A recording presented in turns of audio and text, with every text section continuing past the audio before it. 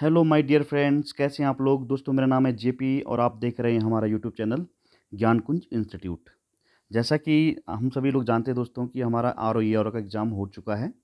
और जिस व्यक्ति ने या जिस छात्र ने, जिस स्टूडेंट ने, मेरे साथियों, अगर जनरल कैटेगरी में बात कर रहा हूँ, अगर जिन्होंने 210 से ऊपर जनरल कैटेगरी में अगर आप किसी के मार्क्स आ रहे हैं, या फिर 205 205 से ऊपर किसी के मार्क्स आ रहे हैं जनरल कैटेगरी में, तो खुद को सेफ मान सकता है और मेंस की तैयारी के लिए शुरू कर सकता है अपनी तैयारी, है ना। इसी रीति से अगर हम ओबीसी की बात करते हैं मेरे प्यारे भाइयों, अगर ओबीसी में भी किसी व्यक्ति ने 100 पार किया हुआ है, 100 मार्क्स से ऊपर लाए हुए हैं, तो वो भी अपने मेंस की तैयारी में लग जाइए, ठीक है। साथ ही साथ जो एससी कैटेगरी के मैं छात्रों की अगर मैं बात करता हूँ, तो मेरे प्यारे भाइयों, अगर किसी ने 93 से अबव या 90 से अबव मार्क्स अगर लाए हैं, है ना, 93 या 90 से अबव मार्क्स लाए हैं, वो भी खुद को सेफ जोन में मान सकते हैं, ठीक है। इसी रीति से एसटी की अगर हम बात करते हैं, एसटी की, तो 87 से ऊपर अगर आपके मार्क्स हैं या 90 अबव आप भी हैं, तो आप भी मेंस की तैयारी शुरू कर सकते हैं, ठीक है। चलिए, तो दोस्तों, आज हम जो डिस्कस करने वाले हैं मेरे प्यारे भाइयों, आज हम वो डिस्कस करने वाले हैं जो आर 2016 में जो मेंस का एग्ज़ाम हुआ था, उसमें जो जीएस का जो पोर्शन आया हुआ था, उसके जो क्वेश्चंस हैं उसके ऊपर बात करने वाले हैं। लेकिन चेंज ये है मेरे प्यारे भाइयों कि 2016 जो एग्ज़ाम हुआ था, एग्ज़ाम तो 17 में हुआ था, लेकिन 2016 में भर्ती आई थी, उसमें 100 क्वेश्चन पूछे गए थे जीएस के लिए, ठीक है। लेकिन अभी अगर आप देखें तो अभी आपके पास 200 नंबर का टारगेट दिया गया है और 200 मार्क्स का है। पिछली दफ़ा ये 100 क्वेश्चन थे इसमें, लेकिन अभी क्वेश्चन बढ़ा दिए हैं इसमें, ठीक है। तो थोड़ा ये टफ हो सकता है, मतलब टाइम कंज्यूमिंग हो सकता है ये पेपर। टाइम कंज्यूमिंग का मतलब क्या है, देखो भाई, 2 घंटे में, 3 घंटे में आपको 100 क्वेश्चन करने हैं और यहाँ 3 घंटे में आपको 200 क्वेश्चन करने हैं, तो थोड़ा समय का तो है ना। तो आप इसको टाइम मैनेजमेंट के साथ इसको करने की कोशिश करेंगे, ठीक है। तो चलिए देखते हैं कि पिछली बार जो हमारा आर मेंस का जो पेपर हुआ था 100 नंबर का, उसके क्या क्वेश्चन है और उनके क्या आंसर हैं, ठीक है। चलिए पहले क्वेश्चन शुरुआत करते हैं मेरे साथियों। लिखा हुआ है कि दिसंबर 1929 में लाहौर कांग्रेस के अधिवेशन ने जोड़ दिया होम रूल या स्वराज या फिर औपनिवेशिक स्वशासन या प्रशासन में भारतीयों की सही सही भागीदारी, ठीक है। तो अगर इसकी बात करते हैं दोस्तों, तो इससे शुरुआत हुई थी पूर्ण स्वराज के बारे में, ठीक है। तो पूर्ण पूर्ण स्वराज के लिए इस पे जोर दिया गया, ठीक है। चलिए अगला क्वेश्चन देखते हैं हम। सेकंड नंबर का बोलता है 1928 में बारदोली सत्याग्रह का नेतृत्व किसने किया था। 1927 में बारदोली सत्याग्रह किसने किया था, तो सभी लोग जानते हैं महात्मा गांधी के अनुयायियों ने जो है ये बारदोली सत्याग्रह का नेतृत्व किया था, ठीक है। चलिए अगला क्वेश्चन देखिए मेरे प्यारे भाइयों।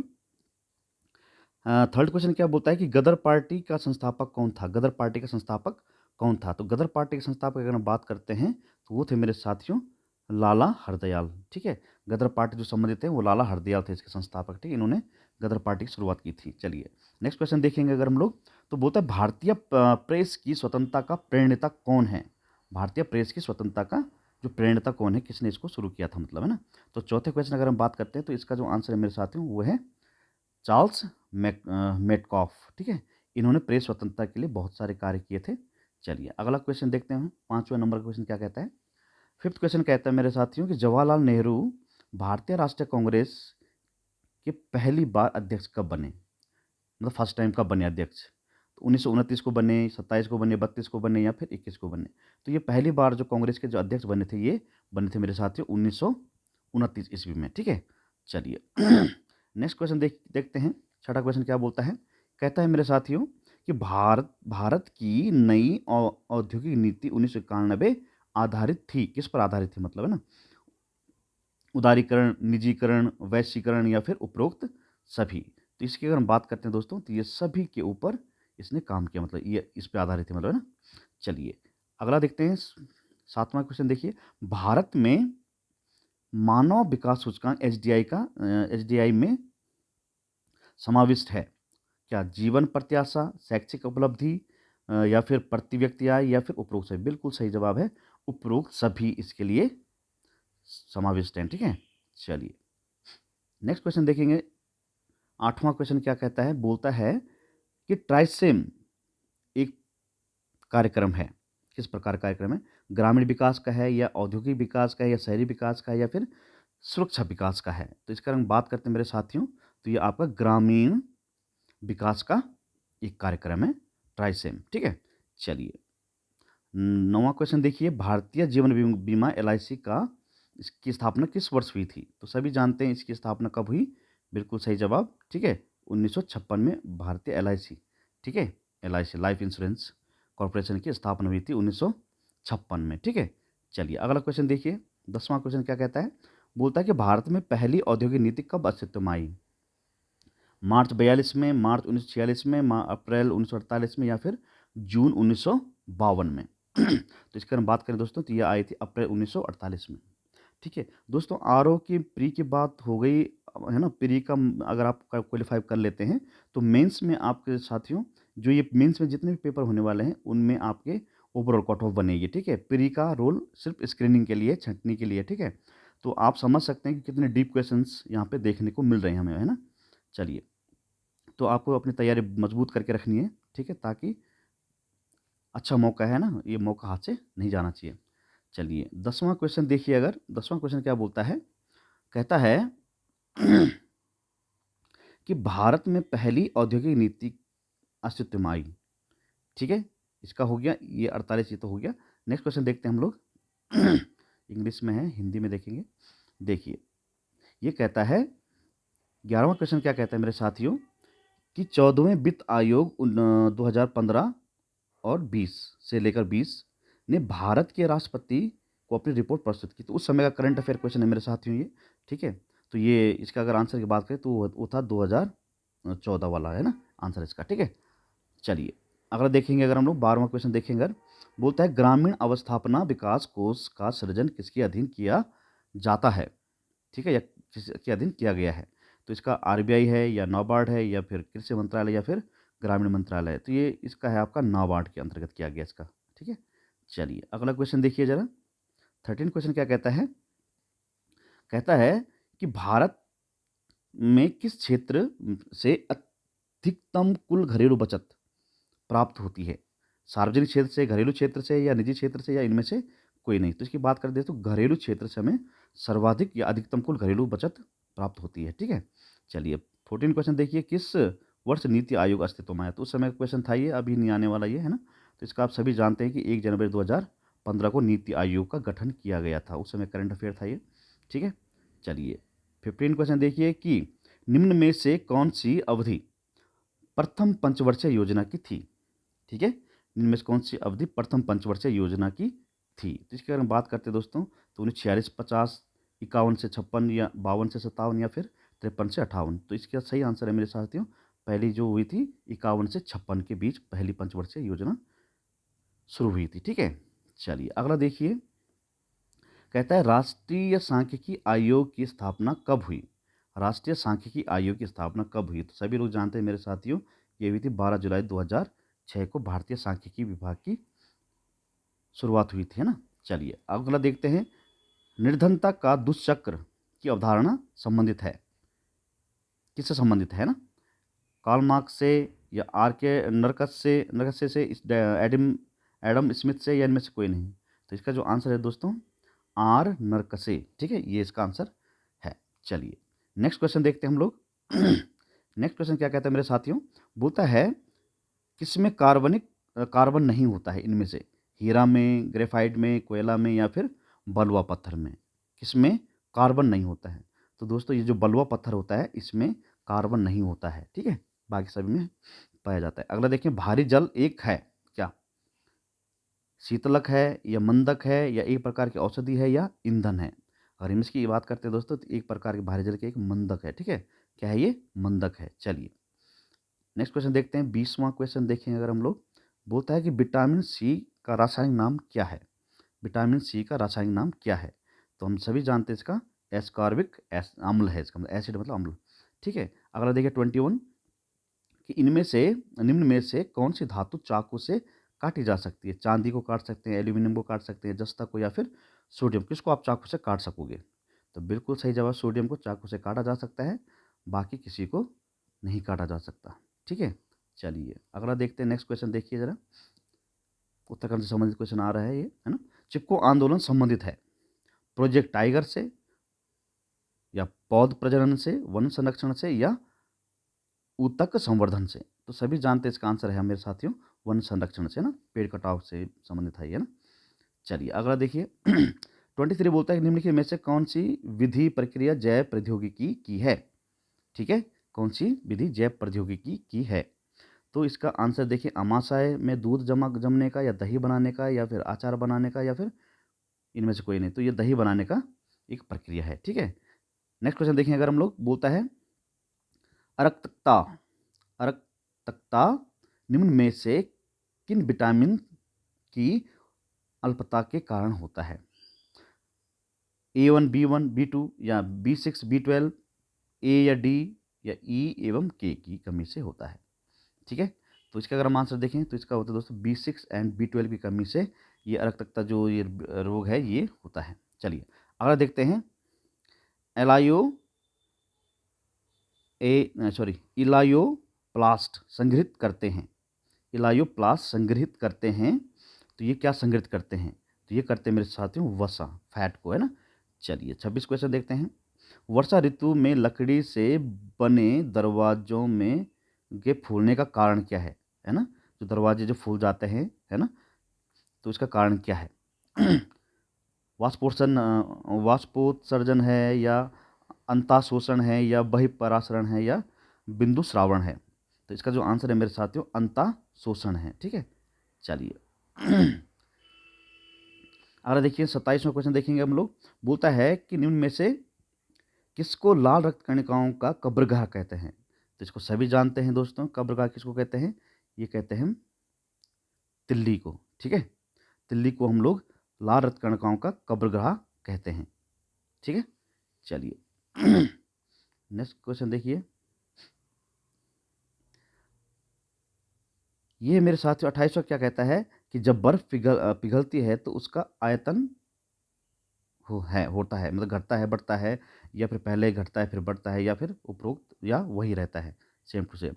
तो इसकी हम बात करते हैं दोस्तों, तो ये है दोस्तों घटता है। ठीक है, जब आयतन इसका, जब बर्फ पिघलती है तो उसका आयतन जो है घटता है। चलिए अगला देखेंगे अगर हम लोग, बोलता है पादपों द्वारा वायुमंडल में जल परिवर्धन की प्रक्रिया कहलाती है, क्या कहलाती है? संघनन, अपक्षेपण, बहना, या वाष्पोत्सर्जन? तो इसकी अगर बात करते हैं तो इसका आंसर हो जाएगा वाष्पोत्सर्जन। ठीक है, वाष्पीकरण हो जाता है उसका। अगर देखते हैं कि ने बजाज ऑटो ने एक भारतीय नौसैनिक पोत की धातु से मोटरसाइकिल बनाई, उस पोत का नाम क्या है? तो उस पोत का नाम है दोस्तों, सभी जानते हैं उस समय का, ये था INS विक्रांत। ठीक है, इसके धातु से उसने क्या बनाया था? मोटर बाइक बनाई थी, मोटरसाइकिल। चलिए अगला देखिए 31 की अगर हम बात करते हैं, कहता है कि भारतीय रिजर्व बैंक का जो गवर्नर है उसकी कार्य अवधि कितनी? सभी जानते हैं 4 साल का इसका कार्य अवधि होता है। ठीक है, अगला क्वेश्चन देखिए 32 का, बात करते हैं हम लोग, कहता है कि चारा बंदरगाह किन देशों द्वारा संयुक्त रूप से बनाया जाएगा?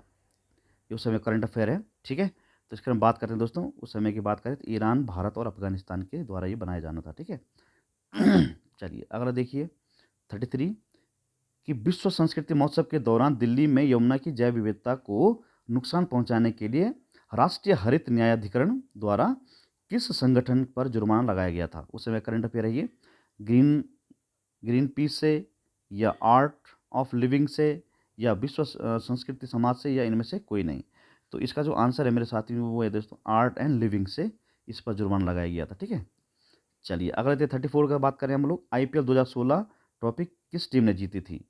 ठीक है, IPL 2014 की जो ट्रॉफी थी ये किस टीम ने जीती थी? तो सभी जानते हैं उस समय की सनराइजर हैदराबाद, इसने जीता था। चलिए अगला देखिए, इसरो ने PSLV C-37 के द्वारा किन उपग्रहों को कक्षा में स्थापित किया?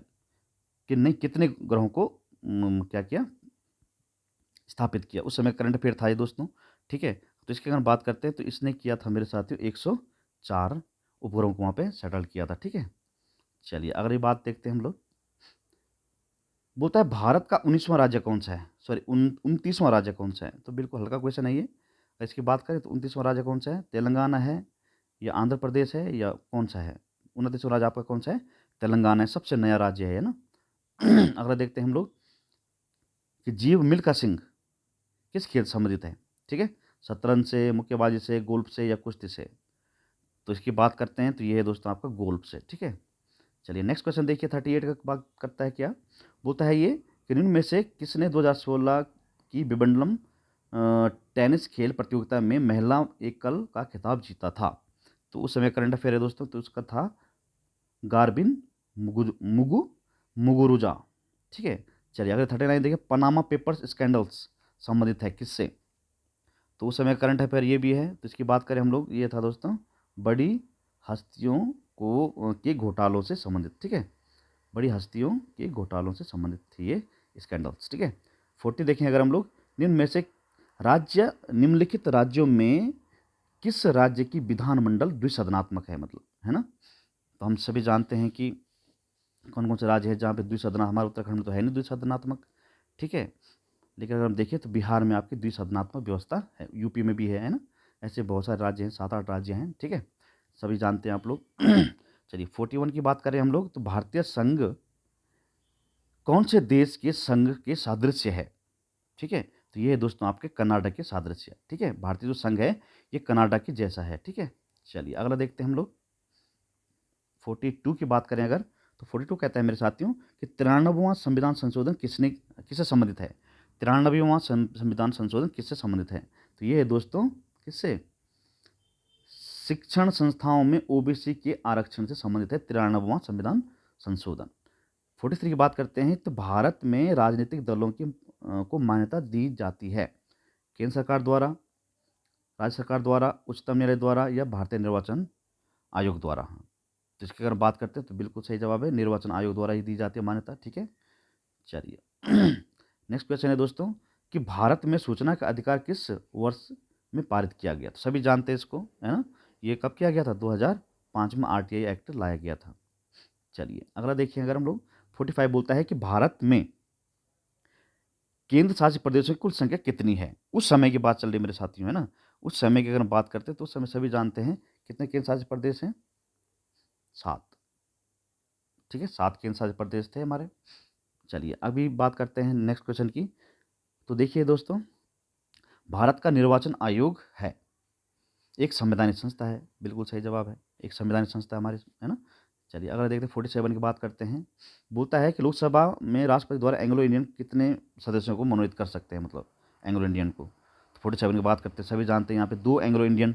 लेकिन दोस्तों 2020 में ये संविधान लाया गया है, संविधान में अमेंडमेंट किया गया है, लेकिन अब एंग्लो इंडियन न किसी स्टेट में होंगे, न किसी केंद्र सरकार या मतलब लोकसभा में होंगे। ठीक है, अब एंग्लो इंडियन का पद समाप्त कर दिया गया है 2020 से। ठीक है, चलिए अगला देखिए हम लोग, लोकसभा का प्रोटेम अध्यक्ष नियुक्त किया जाता है, मतलब किसके द्वारा प्रोटेम स्पीकर को नियुक्त किया जाता है। आप सभी जानते हैं राष्ट्रपति के द्वारा किया जाता है प्रोटेम स्पीकर को नियुक्त। ठीक है, 49 बोलता है कि भारत के संविधान के अनुच्छेद 70 के अंतर्गत राष्ट्रपति एवं उपराष्ट्रपति की अनुपस्थिति में कौन राष्ट्रपति होगा। तो सभी जानते हैं इसमें कौन होगा, भारत का जो मुख्य न्यायाधीश होगा सुप्रीम कोर्ट का वही बनेगा। ठीक है, भारत के सर्वोच्च न्यायालय की आधिकारिक भाषा कौन सी है।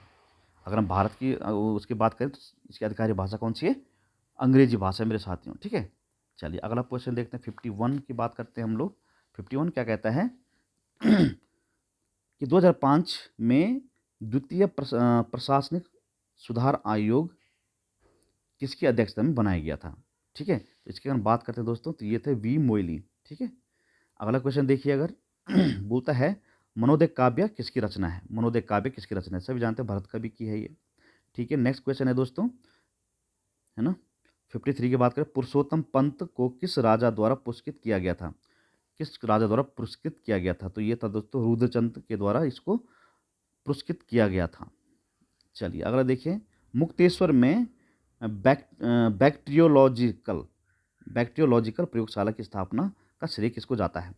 ठीक है, तो इसकी बात करें अगर हम लोग तो इसका आंसर है दोस्तों डॉक्टर एल्फ्रेड लिंगार्डे को। ठीक है, लिंगार्ड को। चलिए अगला क्वेश्चन 55 की बात करते हैं, नदी युग्मों का कौन सा युग्म मतलब सही नहीं है, सुमेलित नहीं है। ठीक है, तो इसकी हम बात करते हैं दोस्तों, तो इसको देखिए, ये सरयू पनार ये सुमेलित है, काली गंगा गौरी गंगा ये भी ठीक है। ठीक है, ये विष्णु और धौली गंगा और भागीरथी जाड़ गंगा ये तो है, लेकिन ये वाला नहीं है। तो ऑप्शन नंबर सी जो है आपका गलत हो जाएगा, मतलब में सुमेलित नहीं है। चलिए उसी रूट से हम तीसरा देखते हैं, अगला क्वेश्चन देखते हैं। बोलता है कि उत्तराखंड में भाबर पेटी में निम्न में से किस प्रकार की जलवायु पाई जाती है ना, भाबर पेटी में, है ना, तराई भाबर जो हमारा एरिया है, तो उसमें जो भाबर पेटी है उसमें किस प्रकार की वो पाई जाती है, तो हम जानते हैं कि उपोष्ण जलवायु पाई जाती है वहाँ पे। 57 की बात करते हैं अगला, कि उत्तराखंड के निम्नलिखित में से किस पर्वत श्रेणी मुख्य सीमांत भ्रंश और मुख्य मध्यवर्ती भ्रंश के बीच स्थित है। ठीक है, तो इसकी हम बात करते हैं दोस्तों। तो इसकी हम बात करें अगर ये आप जानते होंगे सीमांत भ्रंश, और ये वाला, ये मैं अंग्रेजी में दिखा देता हूँ आपको 57 का। देखो MCT MBT होता है ना, कौन सा क्वेश्चन था ये, 57 की अगर हम बात करते हैं तो यहाँ पे लिखा हुआ देखो जरा, mountain range falls and main boundary fault, MBF है ये, है ना, और ये क्या है, मेन बाउंड्री फॉल। ठीक है, तो इसका जो आंसर हम अब सभी जानते हैं दोस्तों, इसका आंसर क्या है 57 का, इसका है दोस्तों लेसर हिमालय, मतलब मैं दिखा देता हूँ हिंदी में क्या है इसका, 57 का लघु हिमालय को अलग करता है। ठीक है, ये दोनों जो पर्वत श्रेणियाँ हैं, जो मुख्य सीमांत भ्रंश है और मुख्य मध्यवर्ती भ्रंश है, इसके बीच में आपका लघु हिमालय है। ठीक है, चलिए अगला देखते हैं। अट्टा बट्टा क्या है? अट्टा बट्टा सभी जानते हैं दोस्तों, एक विवाह प्रथा है हमारे उत्तराखंड की।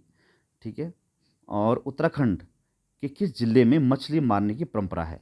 उत्तराखंड किस जिले में मछली मारने की परंपरा है? उत्तराखंड के किस मेले में, सॉरी, तो ये मौन मेला है, यहाँ मच्छी मारी जाती है। ठीक है, चलिए अगला देख, चौफुला क्या है? चौफुला क्या है? तो एक तहसील है, लोक वाद्य यंत्र है, नृत्य है, या फिर पवित्र स्थल है? तो सभी जानते हैं दोस्तों चौफुला एक प्रकार का नृत्य है। चलिए 2011 की जनगणना के अनुसार उत्तराखंड राज्य में न्यूनतम साक्षरता दर वाले न्यूनतम साक्षरता दर किस जिले में थी, मतलब सबसे कम साक्षरता कौन से जिले में थी? तो सभी जानते हैं उधम सिंह नगर में थी सबसे कम साक्षरता। ठीक है, चलिए अब चलो 62 पे क्या बोलता है। कहता है 2011 की जनगणना के अनुसार उत्तराखंड राज्य का लिंगानुपात कितना है 2011 के अनुसार? ठीक है, तो आपको पता ही है कि इसका जो लिंगानुपात है मेरे साथियों 963 है। उत्तरकाशी का प्राचीन नाम सब जानते हैं बाड़ाहाट है। ठीक है, आगे देखिए, ये बोलता है कि गढ़वा रेजिमेंट का मुख्यालय कहाँ स्थित है? गढ़वा रेजिमेंट का मुख्यालय अगर हम बात करते हैं तो लैंसडाउन में इसका मुख्यालय। कार्तिकेय पूर्व वंश का संस्थापक कौन था? कार्तिकेय पूर्व वंश का संस्थापक कौन था? सभी जानते हैं वसंतन था। ठीक है, अगला क्वेश्चन देखिए, वर्ष 1969 ईस्वी में स्थापित कुमाऊं गवर्नमेंट गार्डन का प्रथम अधीक्षक कौन था? गवर्नमेंट का प्रथम अधीक्षक कौन था? ठीक है, 1869 में कौन था इसका अध्यक्ष? तो इसका अध्यक्ष था दोस्तों क्रो। ठीक है, अगला देखते हैं, उत्तराखंड के पर्वतीय भाग में ग्रामीण जनसंख्या की आजीविका का प्रमुख स्रोत क्या है? तो अगर इसकी बात करते हैं तो क्या बागवानी है, या बागवानी का वो पर्यटन है, कृषि या पशुपालन है, या फिर कृषि या व्यापार है? तो ऑप्शन नंबर सी इसका सही होगा, कृषि और पशुपालन क्या इनका मुख्य व्यवसाय है, या आर्थिक जीवन को जीने का एक तरीका है ना, कृषि और पशुपालन का। 68 की बात करें अगर हम लोग, जनसंख्या का गणितीय घनत्व होता है, तो इसकी संपूर्ण भूमि और, पहला ऑप्शन बोलता है संपूर्ण भूमि और कुल जनसंख्या के बीच का अनुपात, या संपूर्ण ग्रामीण भूमि और कुल जनसंख्या का बीच का अनुपात होता है, या फिर संपूर्ण कृषि भूमि और कुल ग्रामीण जनसंख्या के बीच का अनुपात होता है, या फिर कुल संपूर्ण भूमि या कुल ग्रामीण जनसंख्या के बीच का अनुपात होता है? तो ये थोड़ा डीप क्वेश्चन है मेरे साथियों, इसकी बात करते हैं तो ये आंसर है इसका ऑप्शन नंबर ए, संपूर्ण भूमि और कुल जनसंख्या के बीच का जो अनुपात होता है वही होता है ये जनसंख्या का गणितीय घनत्व। ठीक है, चलिए अब चलते हैं 69 पे। ये बोलता है कि निम्नलिखित में से कौन भारत का दक्षिणतम बिंदु है? सभी जानते हैं इसको, बहुत ही इजी क्वेश्चन है ये मेरे साथियों। तो इंदिरा बिंदु इसका क्या है, दक्षिणतम पॉइंट है, और इंदिरा कॉल क्या है ना, उत्तरतम पॉइंट है, उत्तर का है ना, उत्तरी बिंदु है मतलब। भाखड़ा नांगल जो बांध है उसकी ऊंचाई कितनी है? तो इसकी ऊंचाई है दोस्तों 226 मीटर। ठीक है, चलिए 2011 के जनगणना के अनुसार किस राज्य की जनसंख्या सर्वाधिक है? तो सभी जानते हैं उत्तर प्रदेश की है। ठीक है, चलिए अगला देखते हैं हम लोग। सुंदरवन डेल्टा कौन से पेड़ के लिए प्रसिद्ध है? सुंदरवन डेल्टा जो है कौन से पेड़ के लिए प्रसिद्ध है? ठीक है, तो सभी जानते हैं इसको, ये क्या है, सुंदरी पेड़ों के लिए क्या है ये फेमस है ये। अगला देखिए, अगला कहता है मेरे साथियों कि निम्नलिखित में से ज्वालामुखी सतत प्लेट के मध्य में घटित होते हैं, क्या घटित होते हैं? माउंट माउंट फुजियामा, या फिर माउंट सेंट हेलेंस, या कारकोटोवा, या माउंट किलिमंजारो?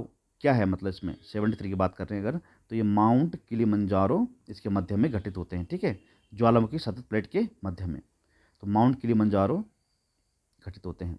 बड़ा डीप क्वेश्चन था।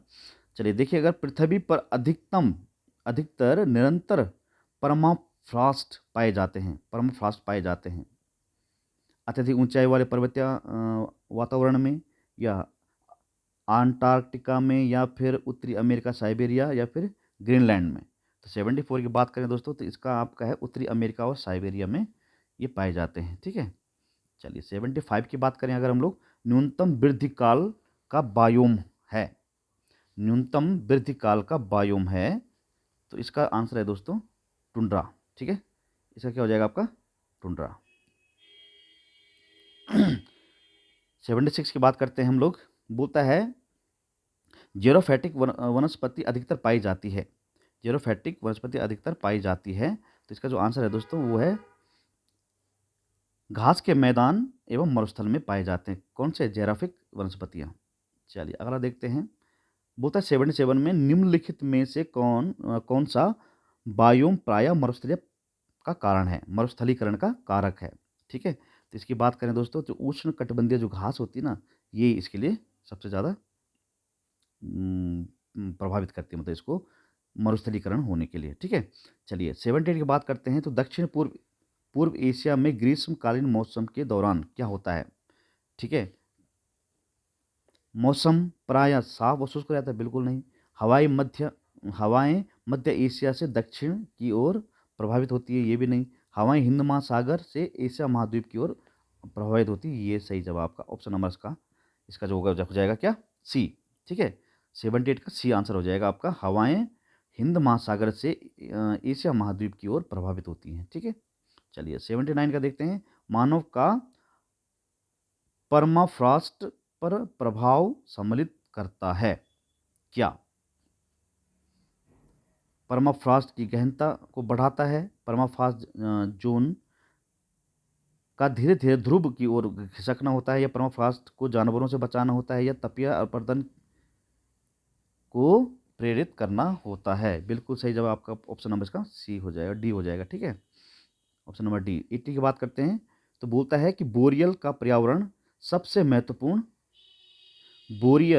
वन पर्यावरण का सबसे महत्वपूर्ण वनस्पति संसाधन है क्या? गेहूं है, वन्य उत्पाद है, या नींबू फल है, या फिर प्राकृतिक रबड़ है? इसकी हम बात करते हैं दोस्तों, तो ये वन्य उत्पाद जो है इसके संसाधन है। ठीक है, वनस्पति संसाधन। चलिए अगला देखते हैं, 81 की बात करते हैं अगर, कहता है भू संतुलन का उदाहरण निम्न में से कौन सा एक भू संतुलन का उदाहरण है? तो सभी जानते हैं दोस्तों, मिसिसिपी मुहाने का संकुचन। ठीक है, चलिए 82 की बात करते हैं, बोलता है एक प्रोग्रामिंग लैंग्वेज है, कंप्यूटर क्वेश्चन पूछा गया है कि निम्न में से कौन सी एक प्रोग्रामिंग लैंग्वेज है? सभी जानते हैं दोस्तों, नहीं ये सॉरी ये नहीं बात कर रहा है, नहीं है। ठीक है, कौन सी एक प्रोग्रामिंग लैंग्वेज नहीं है?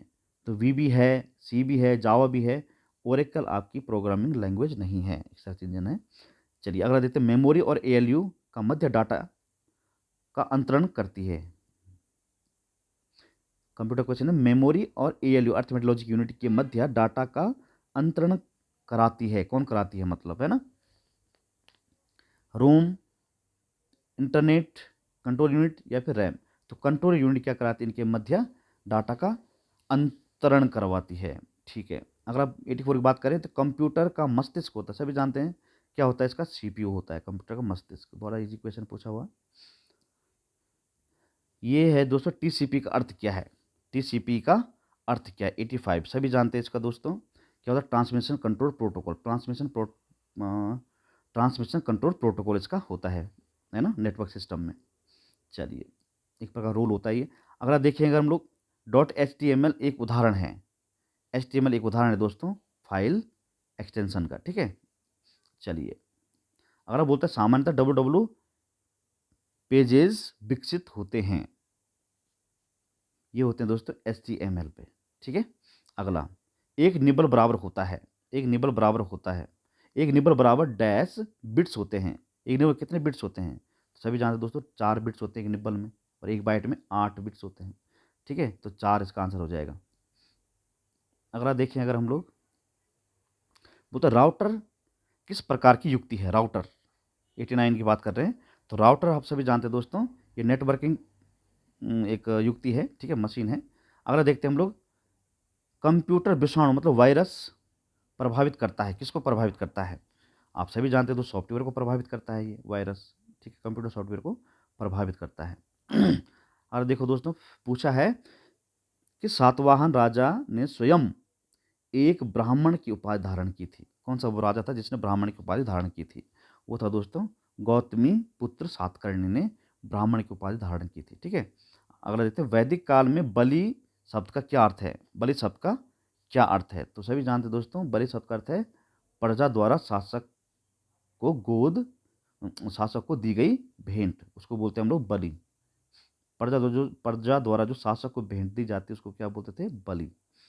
93 की बात करते हैं, किस बौद्ध ग्रंथ में 16 महाजनपद के बारे में जिक्र मिलता है? तो सभी जानते हैं दोस्तों, आगुंतर निकाय जो है बौद्ध धर्म की, इसमें आपके 16 जनपदों के बारे में जिक्र मिलता है। बुलंद दरवाजा किसने बनवाया था? सभी जानते हैं अकबर ने बनवाया था ये।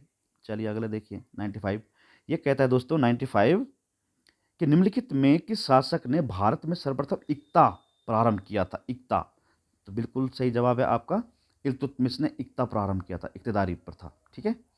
चले अगला देखिए, मनसबदारी व्यवस्था किसने लाई थी? मनसबदारी प्रथा, तो सभी जानते हैं ये अकबर ने लाई थी मनसबदारी प्रथा।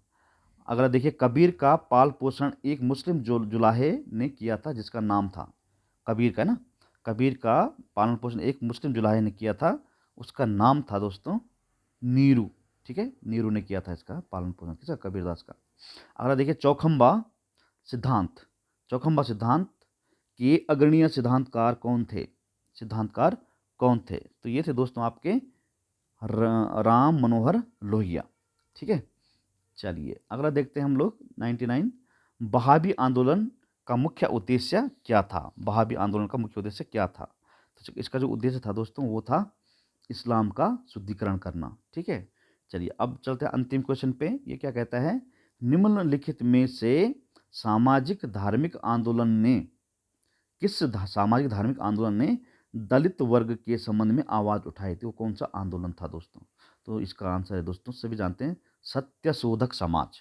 सत्यशोधक समाज के द्वारा जो दलित लोग थे, दलित वर्ग के जो लोग थे, उनके लिए क्या किया गया? एक आंदोलन लाया गया। वो लाया गया किसके द्वारा?